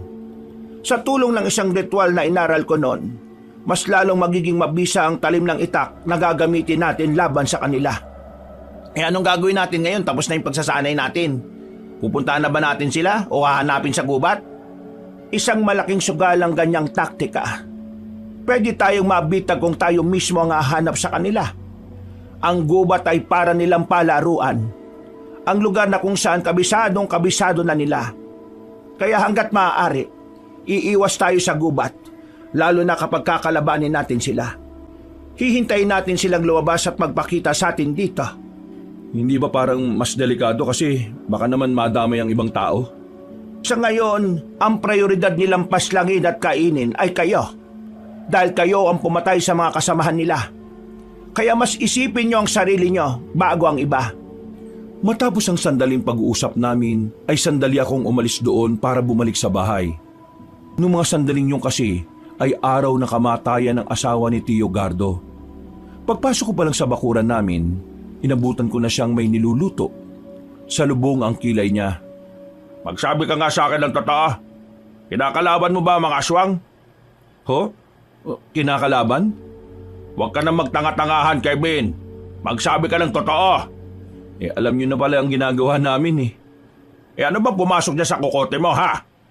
Ibang sabi ko dedepensahan natin ang sarili natin sa aswang. Pero habang wala silang ginagawa sa atin, mananahimik tayo. Pero yung ginagawa mo, ikaw pa mismo ang hahamon sa kanila Bumuo ka pa talaga ng samaan para labanan ng mga aswang.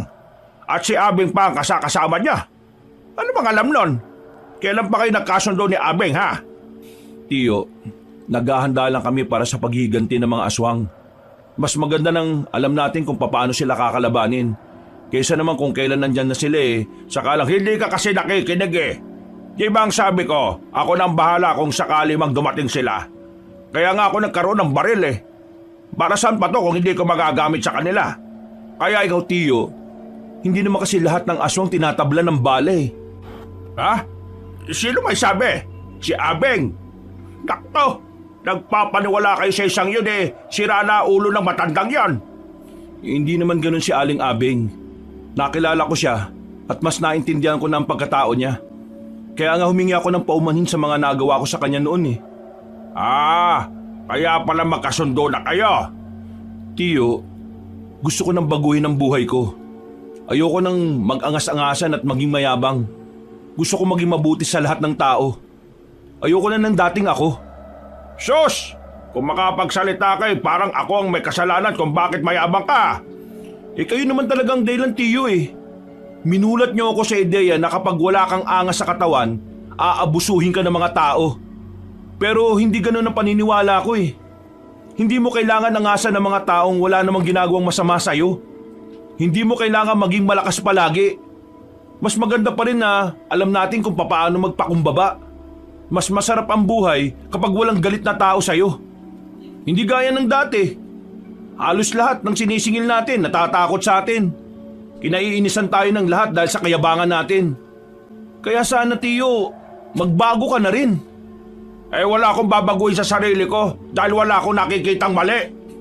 Kung ikaw gusto mo magbago, abay bahala ka sa buhay mo. Ipakita mo kung gaano ka kahina. Wala akong pakialam. Yan ang gusto mo, di ba? Di bahala ka. Umalis ka na dito sa bahay ko kung hindi man lang din kita mapapakinabangan. Tio naman, Bitbitin mo na ang gamit mo mamaya. Ayoko na makita ang gaya mong walang utang na loob.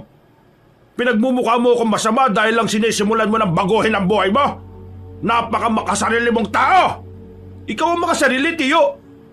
Wala kang ibang iniisip kundi ang pera mo Wala kang pakialam sa sitwasyon ng ibang tao. Kahit kailan, hindi naging mahalaga sa iyo ang pinagdaraanan ng iba. Dahil para sa iyo, tanging sarili mo lang ang dapat mong intindihin. Kaya tingnan mo, maaga kang iniwan ni Tia kasi makasarili ka. Nung nabubuhay pa siya, hindi mo man lang siya maasikaso Kasi abalang-abala ka sa pera mo na wala rin namang nagawa para iligtas si Tia sa sakit. Abat kago!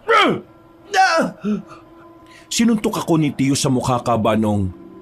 Kahit na may edad na ay malakas pa rin ang pagkakasuntok niya sa akin. Napatras ako at napasandal ng malakas sa dingding. Hindi pa siya nakontento. Kinwelyuhan niya pa ako. Galit na galit siyang pinagmumura at pinagsisisigawan ako.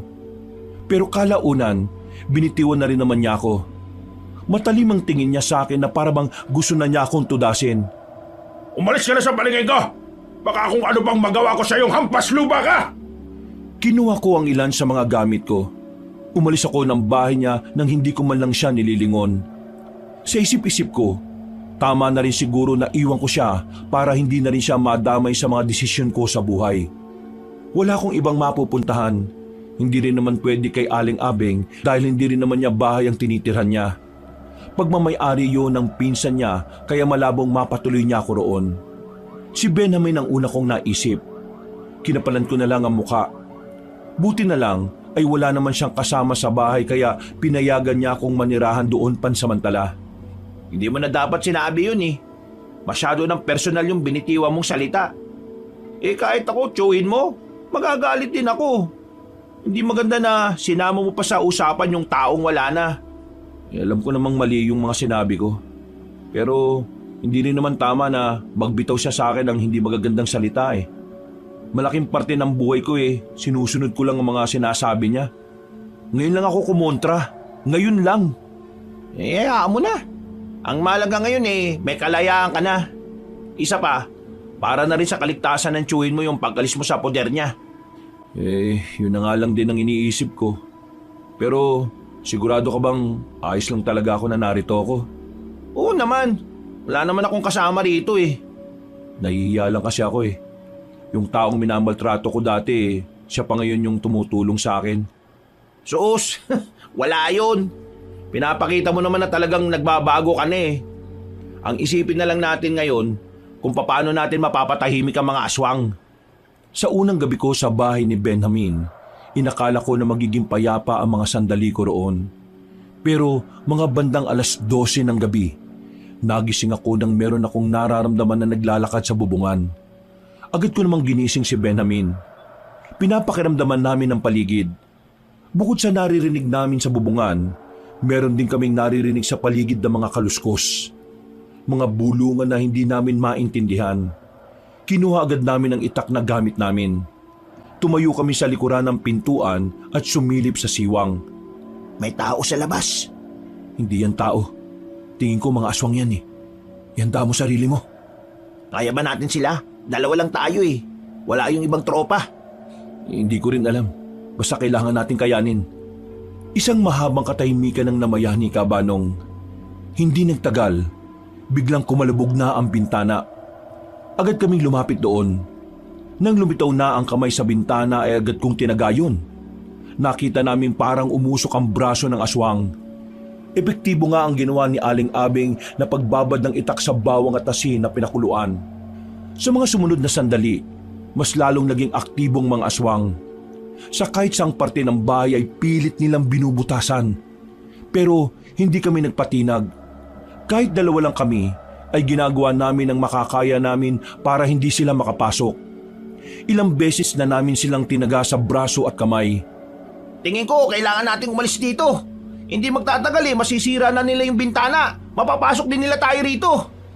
Kung lalabas naman tayo, mas malaki ang tsansa na makalapit sila sa atin. Baka mapaaga tayo. Pero kapag nakapasok naman sila, ganun din naman, mamamatay tayo. Kumirot ang ulo ko noon sa kakaisip kung paano matatakasan ng mga aswang na yon. Pagsilip namin sa labas, nabahala kami dahil parang mas lalo silang dumami. Dumana tayo sa likuran. Mapapasok na nila tayo Buisit! No choice na talaga! Nagmamadali kaming binuksan ang maliit na bintana sa kwarto. Pinagkasya namin ang aming sarili para makalabas. Gumapang kami sa silong ng bahay. Pagtingin namin sa harapan, nakita naming wala na sila roon. Tuluyan na pala nilang napasok ang bahay ni Benjamin. Sinamantala naman namin ang pagkakataon na gumapang palabas ng bakuran. Ang kaso, napatigil kami nang may nakaharang na paa sa daraanan namin. Nang tumingala kami, bumungad sa amin ang isang aswang na humahaba pa ang dila. Pumulupot sa leg ko ang mahaba niyang dila. Buti na lang ay nakapag-isip kagad ako. Hiniwa ko ang dila gamit ang itak. Si Benjamin naman parang napako sa gilid. Hindi makapagsalita. Nakatulala lang sa nangyari. Uy! Gising na, Benjamin! Tara na! Hinila ko na siya paalis doon. Pero sa kasamaang palad, nakita kami ng mga aswang sa loob ng bahay niya. Mabilis kaming tumakbo, pero agad naman silang nakasunod sa amin. Humarang sila sa daraanan namin, kaya kahit na kinakabahan, winasiwas ko ang itak ko sa kanila. Ginaya na rin ako ni Benjamin. Akala namin masisindak namin ng mga aswang na yon, pero sabay-sabay silang lumusob sa amin. Wala kaming ibang nagawa kundi ilagad ang bawat atake nila. Parang biglang nawala ang tapang namin na naipon namin ng ilang araw. Kevin! Ay putik! Muntik na! Kung hindi ako tinawag ni Benjamin, nakalmot at nalapa na ako ng isang aswang na nasa likuran ko. Agad kong hinataw yun. Nang tamaan yun sa liig ay madali itong bumagsak. Nangingisay habang namimilipit sa sakit. Bakit? Tingin nyo hindi ko kayo kayang labanan? Ha! Mangarap kayo! Pre, wag mo nang asarin. Baka mamaya lalo lang silang lumakas. Pre, kailangan nilang mawala sa focus para mas madali natin sila mapaslang. Kaya tulungan mo akong insultuhin ng mga yan. Isang malakas na pag-angil ang ginawa ng mga aswang. Kahit umangil pa kayo ng umangil, wala kayong binatbat sa amin. Mga aswang lang kayo, mga babababang uri. Muli silang lumusob, pero sa pagkakataon na yon ay parang nag-iingat na sila sa mga galaw nila. Ginamit ko ang lahat ng natutunan namin kay Aling Abeng. Ang kaso nga lang, hindi pa nga namin natatalo ang unang grupo ng aswang, meron na namang dumating. At sa pagkakataong yon, aminado na akong wala ng pag-asang makaalis pa kami. Magkatalikuran na kaming dalawa habang sila'y pumapaikot-ikot pa sa amin. Ito na yata katapos na dati, pre. Huwag ka mawalan ng pag-asa. Habang nahinga tayo, laban lang. Dudumugin na sana kami, pero saktong dumating sila Atong. Pinagtatataga nila ang mga aswang. Natatarantang nagsilayuan ang mga yun. Tumuntong sa mga bubungan ng bahay. Pero kitang-kita sa kanila na nahahapdian din sila sa hiwa na ginawa nila Atong. Magsibaba kayo dyan at kalabanin nyo kami, mga duwag! Hindi na nila kami pinatulan pa. Umalis na ang mga natitirang aswang. Habang ang iba naman ay nangingisay pa rin sa lapag. Nilapitan ni Atong yon isa-isa at tinuluyan na niyang patayin. Nakahinga naman kami ng maayos. Ang akala namin, paglalamayan na kami. Akala namin, magiging karni kami ng mga aswang. Ano? Ayos lang kayo? Ayos lang naman kami. Pero buti dumating kayo. Kung hindi, baka wala na kami. Tingin ko, gumagawa na talaga sila ng malupitang hakbang. Kaya iwasan nyo na munang makipag-usap sa mga hindi nyo kilala. Ha? Mahirap na. Baka mamaya aswang na pala yun. Anong gagawin natin sa mga bangkay ng mga aswang na yan? Tipunin natin. Ilagay natin sa bungad para malaman ng lahat na nasa panganib ang buong barangay. Para makapaganda naman sila. Habang malalim ang gabi, ay hinila namin ang mga bangkay ng aswang na hindi bababa sa 10. Sa pangamba na baka bumalik ang mga aswang, naisipan na lang namin na puntahan si Aling Abeng. Sumakay kagad kami sa jeep at agad na nakarating kina Aling Abeng. Dali-dali namin pinuntahan na matanda. Pero isang masamang pangyayari pala ang bubungad sa amin. Si Aling Abeng naabutan naming wala ng buhay. Punong-puno ng kalmot ang katawan niya. Nakadilat pa ang mga mata. At base sa nakasarado niyang kamao, habang hawak ang itak, mukhang sinubukan niya pang labanan ng mga aswang. Aling Abeng! Aling Abeng! Huwag mo kaming iwan sa laban na to! Pre, wala na siya. Wala na si Aling Abeng. Sa maikling panahon na nakasama ko si Aling Abeng Kabanong, para ko na rin siyang tinuring na ina. Mabuti siya sa akin at talaga namang nakikinig sa lahat ng hinaing ko. Kaya nang paslangin siya ng aswang, matinding galit din ang naramdaman ko. Parang naiintindihan ko na rin ang galit ni Atong nang mawalan siya ng kapatid. Kinabukasan, agad na kumalat sa barangay namin ang nangyari. Pero hindi lumabas ang katotohanan. Ang alam ng lahat ay pinasok lang ng magnanakaw ang bahay ni Aling Abeng. Nawawala rin kasi ang iba niyang mga gamit na may kinalaman sa paggawa ng pangontra. Lumipas pa ang ilang araw, nailibing na rin si Aling Abeng. Malungkot ang kalooban ko nung mga oras na yon. Pakiramdam namin, nawalan kami ng isang ina. Bago siya nawala, naituro niya ang dapat nating matutunan. Bilang paggalang sa ginawa niyang pagturo sa atin, ipanalo natin ang laban na ito. Para kay Aling Abing, papaslangin at uubusin natin ang mga aswang. Sige, pag-usapan na natin ang plano. Pagkagaling pa lang sa pakikipaglibing, binalikan namin ang hideout nila Atong. Doon namin tinipon ang iba pa naming kasama. Nadagdagan ang bilang namin dahil ni Kaya at ni Atong ang iba na samahan kami sa laban. Marami din naman kasing naniwalang residente sa barangay nila. Marami kaming pinag-usapan. Marami kaming pinag-isipan para sa gagawin naming hakbang para tuluyang mabura ang mga aswang. Sumapit ang kinagabihan, bantay sarado namin ang paligid. Sa bakuran ng hideout ay kanya-kanya kaming bantay.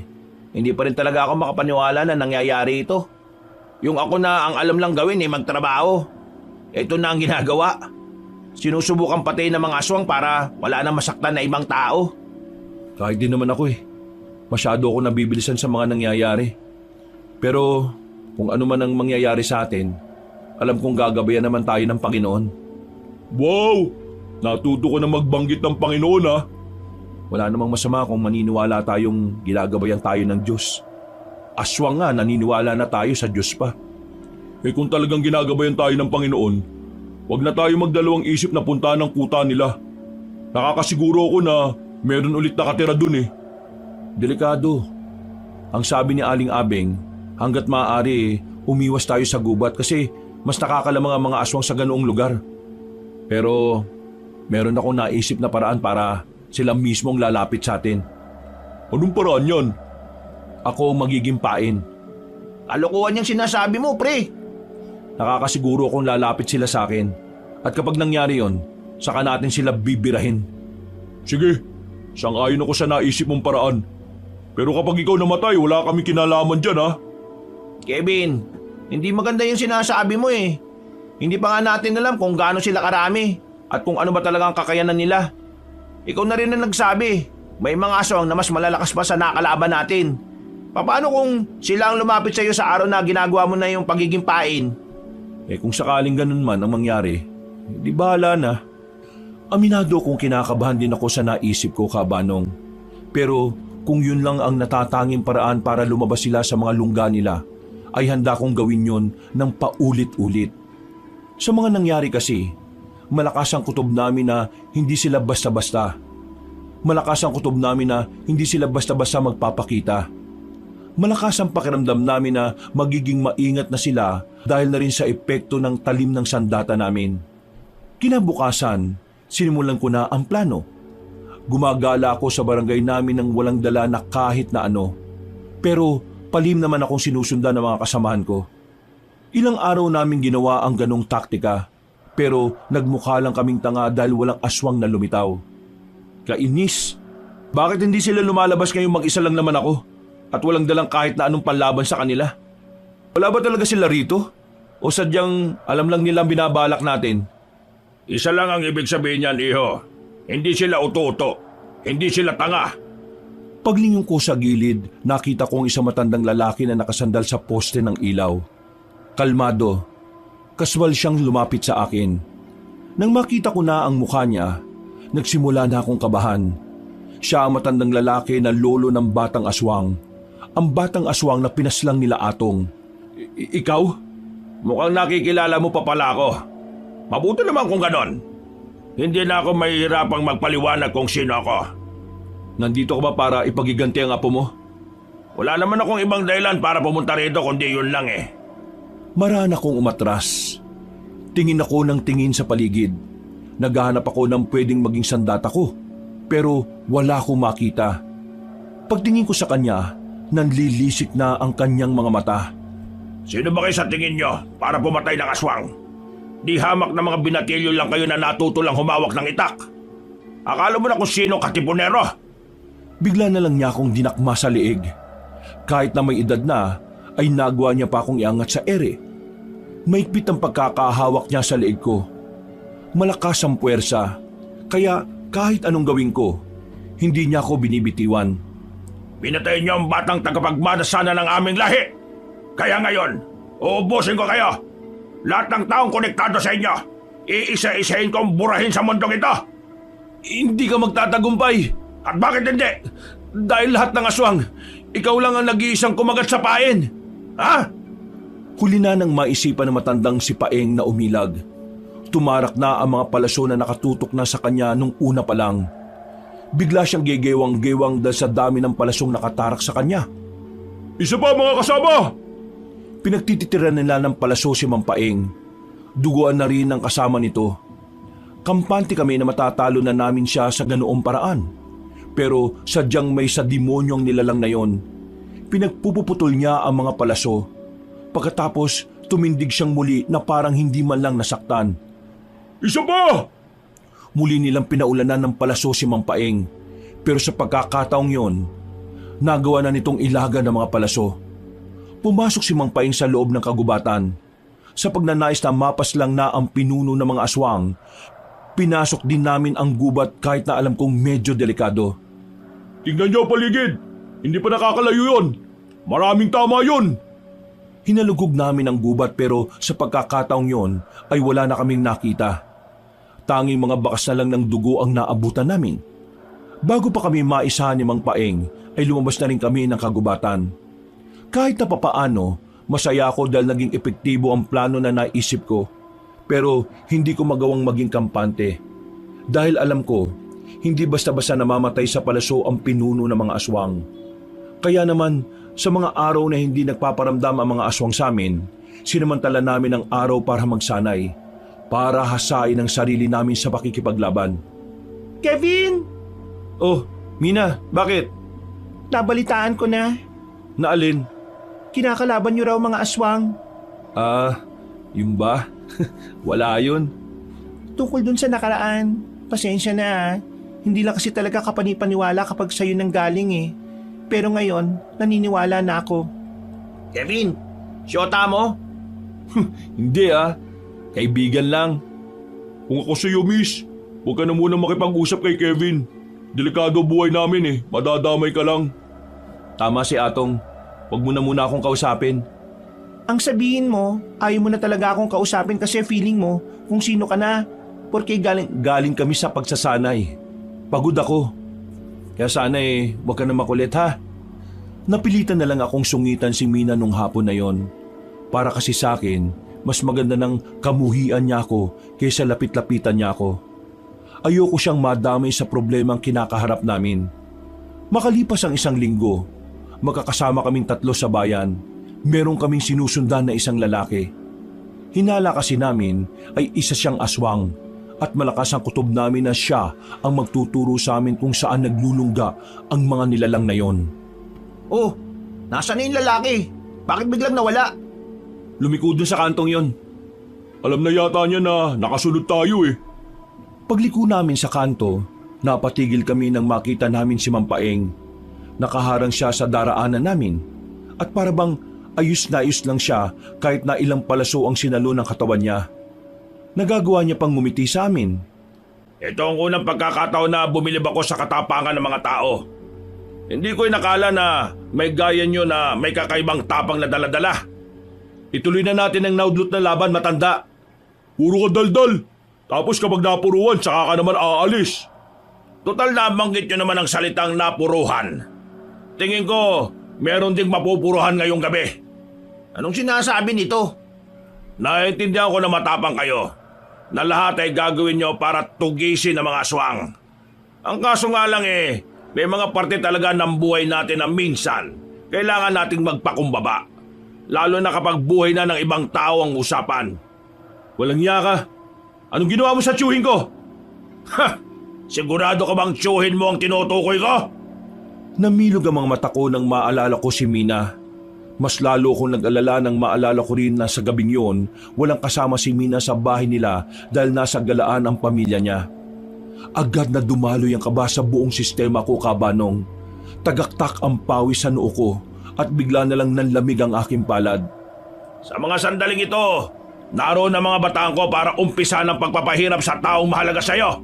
At kayong dalawa, kayo ang susunod! Walang hiya ka!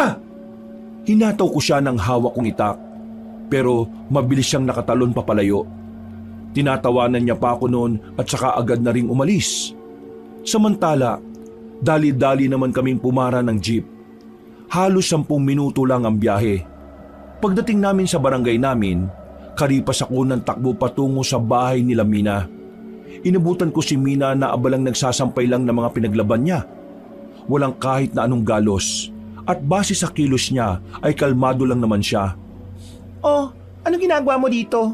Akala ko ba ayaw mo na akong makausap? Mina, wala bang mga aswang na nagpakita sa iyo rito? May nakikita ka bang aswang? Di ba wala? Sigurado ka ba? May nakikita ka ba? Wala nga, di ba? Ano ka ba? Naisaan ka pa ni Paeng ah. Kevin, ang tiyuhin mo, siya talaga punteriya. Nilinlang niya tayo.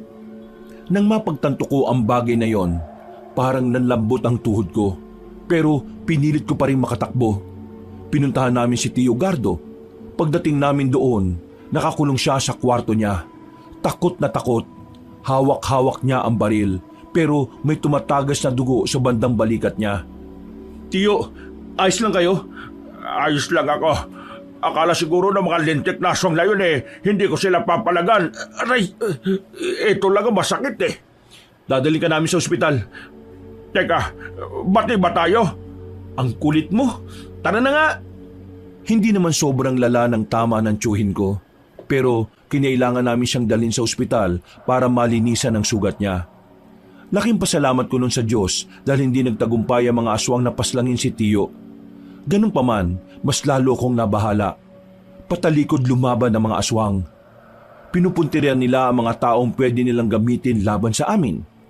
Nang masiguro kong nasa ligtas na kalagayan na ang tiyuhin ko, binalikan naman namin si Mina. Ano? Sasama ako sa'yo? Wag na uy! Para din naman ito sa kaligtasan mo, Mina. Idadamay ka ng mga aswang at kapag hindi ka namin dinala sa ligtas na lugar, mamamatay ka. Kasalanan mo kasi to Kung hindi ka sana nakialam sa mga aswang na yan, edi sana Oo na. Kasalanan ko na nga Kaya nga ginagawan ko ng paraan to para maitama. Hindi mo ba nakikita na nasa panganib din ang buhay namin? Pero heto kami, kumikilos kami nang hindi humihingi ng tulong ng iba.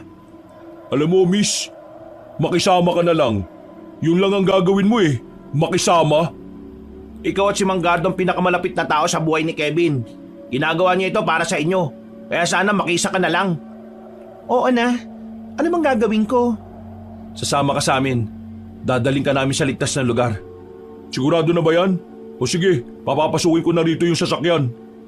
Pinag-impake na namin si Mina ng gamit niya. Hindi nagtagal ay bumiyahin na rin kami. Saan niyo ba talaga ako dadalhin? Doon ka na muna sa tiyahin ko. Malayo-layo nga lang, pero nakakatiyak kaming hindi ka matutuntun ng mga aswang doon. Huwag ka mag-alala, puro babae naman ang nakatira doon Pasensya ka na kung nadadamay ka ha. Kung alam ko lang na darating ang araw na to, sana hindi na kita pinilit no na maging kaibigan ka. Sus, ang drama mo naman. Ayos na, sumama na ako. Huwag ka nang umiyak. Mina, seryoso tong nangyayari. At hindi ko rin alam kung bukas makikita mo pa ako, o sa makalawa, o sa susunod pang bukas. Nasa panganib ang buhay namin. Kaya kahit na anong mangyari, gagawin namin ang makakaya namin para matalo ang mga aswang na yon. May kasalanan din ako. Kung hindi ko sana pinatay yung batang aswang, hindi sana aabot sa ganito.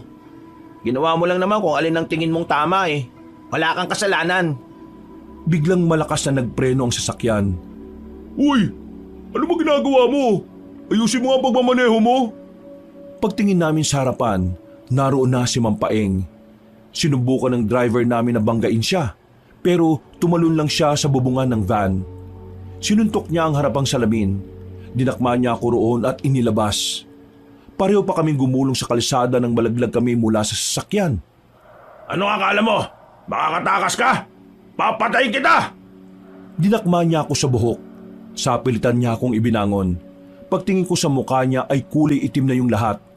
Ang kamay naman niya ay naging kulay itim na rin. Ang lakas ng puwersa niya. Hindi ko magawang tanggalin ang kamay niya sa buhok ko. Malayo rin ang itak ko sa akin. Magbabayad ka! Humaba ang kuko niya. Ibinaon niya yon sa kaliwang hita ko. Napasigaw ako sa sobrang sakit. Parang kulang na lang ay tawagin ko na ang lahat ng santo. Hindi pa nga nakontento ang matandang aswang. Kinalmot niya pa ako sa muka. Pagbagsak ko sa lapag, nangihina na ako. Uy! Ako kalabanin mo! Ako pumatay sa mong pangit! Anong sinabi mo? Ang sabi ko, Ako ang kalabanin mo dahil ako naman ang pumaslang sa apo mo na mukhang tiyanak. Tama! Ikaw nga yun! Mabuti naman at pinaalala mo sa akin. Binalibag lang ako ni Mang Paeng na parang papel. Mabilis niyang nilapitan si Atong. Hinataw naman yun ni Atong ng hawak nitong itak. Ang kaso nga lang, masyado mabilis si Mang Paeng. Madali lang para sa matanda na ilaga ng bawat hataw ni Atong. Tila basang-basa na rin niya ang lahat ng galaw namin. Tulungan mo sila! Hindi, kailangan kitang bantayan dito. Baka may ibang aswang na lumapit sa'yo no? Maghintay lang kayong dalawa dyan. Kayo ay susunod ko. Uunahin ko lang muna ang dalawang labastangan na ito. Pilit kong makabangon ka, Banong. Lalapitan ko sanang itak pero sinipa lang yun palayo ni Mang Paeng. Si Atong naman ay tinamaan na rin sa dibdib. Sa mga sandaling yon, alam naming tagilid na kami sa laban. Kaya naman sinenyasan ko na si Benjamin na mauna na silang umalis. Agad din namang humarurot ang sasakyan. Hahabol pa sana si Mang Paeng pero nahawakan ko ang paa niya. Kinagat ko siya. Siniguro kong babaw ng ngipin ko para maramdaman niya.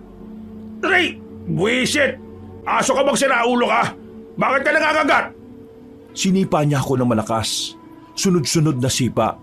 Hanggang sa hindi na niya namalaya na 3 metro na lang ang distansya ko sa itak ko. Pinatay niyo ang apo ko! Masakit ba? Ganyan din ang naramdaman ko nung patayin niyo ang kapatid ko. Kaya ikaw tanda, kahit na patayin mo kami rito, wala na rin magbabago. Hindi na makakabalik ang apo mong walang kwenta. Manahimik ka! Nilapitan ni Mang Paeng si Atong at pinagkakakalmot. Pinansalag ni Atong ang kaliwang braso niya. Hindi pa nakontento ang matandang aswang. Hinablot siya sa damit at saka binalibag sa gilid ng kalsada. Pinagsisisipa hanggang sa sumuka na rin ng dugo. Anong karapatan niyong pigilan ng mga pinaplano ko? Sino ba kayo sa inaakala niyo? Sino kami? Kami ang makabagong henerasyon ng kabataan na uubo sa angkan ninyo. Bukod lakas akong bumangon para damputin ang itak ko. Nang makuha ko na yon, ay sinubukan kong makalapit sa kanya. Pero dahil langihina na ako at wala man lang kalakas-lakas ang ginawa kong pagtaga sa kanya, nagawa niya lang akong hawakan at saka suntukin ng malakas sa tiyan. Pero kahit na ganun, hindi ko binitiwan ang sandata ko. Napapagod na ako sa laban na ito. Mga wala naman pala kayong kwenta eh. Mas humaba ang kuko ni Mang Paeng. Kumislap pa yon kapag natatamaan ng liwanag. Kumikislap pa yon kapag natatamaan ng liwanag. Ang mahabang talim na yon ay tila dahilan kung bakit nakakasilip na kami sa kamatayan. Makikita nyo na rin ang loob ng impyerno. Magsasama kayong dalawa. Itatarak na sana ni Mang Paeng ang mga kuko niya sa akin pero biglang nagsalita si Atong. Mga salita na talaga namang nagpatigil sa nagwawalang aswang. Buhay pa ang apo mo. Hindi siya nakasama sa mga sinunog namin. Ano? Anong sinabi mo? Nakakulong siya sa isang kuweba. Huwag mo akong tinatarantado ha. Wala nang apo ko at nararamdaman ko yon. Mali ang pakiramdam mo. Buhay pa siya. Kung gusto mo siya makita, wala kang magagawa kundi buhayin kaming dalawa. Natigilan na matandang lalaki. Napaisip ito sa sinabi ni Atong na wala namang katotohanan. Si Atong naman ang dinakma niya at itinaas sa ere. Galit na galit ito. Nasaan ang apo ko? Eh di nasa impyerno. Patay na yun eh. Magsama na kayo. Kevin, bilis na! Gegewang-gewang akong tumayo ka, Banong, at saka tumakbo patungo kay Mang Paeng. Humarap siya sa akin pero huli na. Naitara ko na ang itak sa likuran niya. Direkta yun sa puso kaya napaluhod siya kagad. O ano? Anong pakiramdam na ikaw naman ang nalinlang namin? Mukhang ito na katapusan mo, Mang Paeng. Magpaalam ka na sa mundong ito.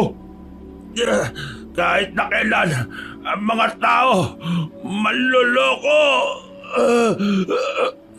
Sinubukan pa ni Mang Paeng na makabangon. Pero sa kasamaang palad, hindi na rin niya kinaya. Bumagsak din siya ulit sa lapag at saka sumuka ng dugo.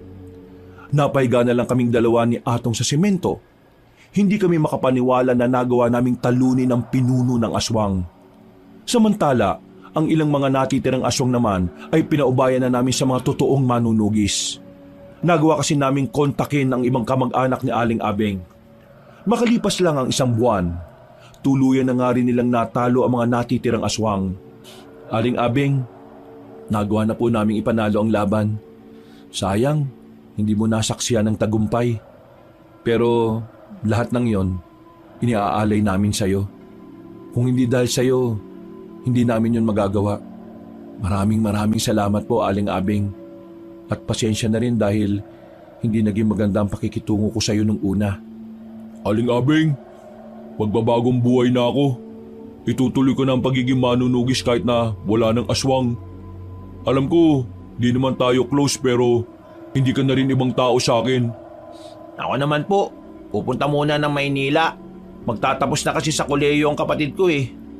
Aling Abing, kahit na sandali ka lang naming nakilala, pakiramdam namin para ka na rin namin naging ina. Kung nasaan ka man ngayon, sana masaya ka lang dyan ha. Sana nakangiti ka habang pinagmamasdan mo kami. At sana proud ka sa amin. Pinunasan ko pa ang lapida ni Aling Abing habang nasa harapan kami ng puntod niya.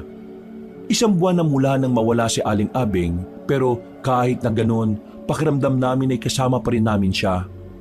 Ang tiyuhin ko naman, Kabanong, sinisimulan na rin niyang magbago mula nang malaman niya ang nangyari kay Aling Abing.